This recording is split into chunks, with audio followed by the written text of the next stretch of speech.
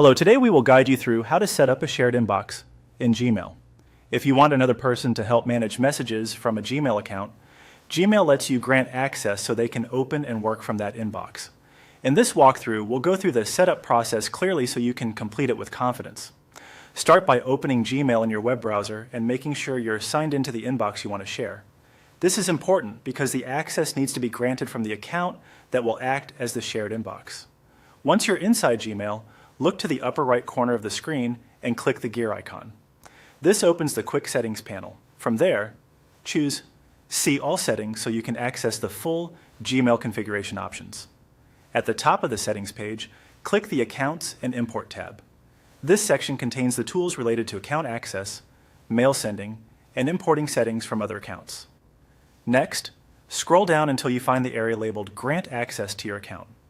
This is the section that allows someone else to view and manage the inbox on your behalf. When you locate it, click Add another account. A small window will appear asking for the email address of the person you want to give access to. Enter that email address carefully, then continue by following the on-screen prompts. Gmail may guide you through a confirmation step before the invitation is sent, so just proceed using the instructions shown on your screen. After you finish that process, Gmail will send a notification to the email address you entered.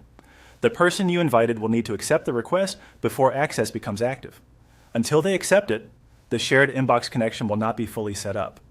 As a helpful tip, make sure you're granting access to the correct email account, since this permission allows another user to read and manage messages in that inbox.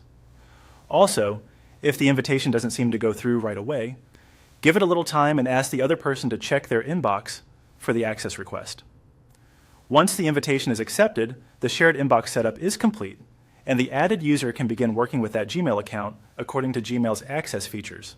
That's it for setting up a shared inbox in Gmail.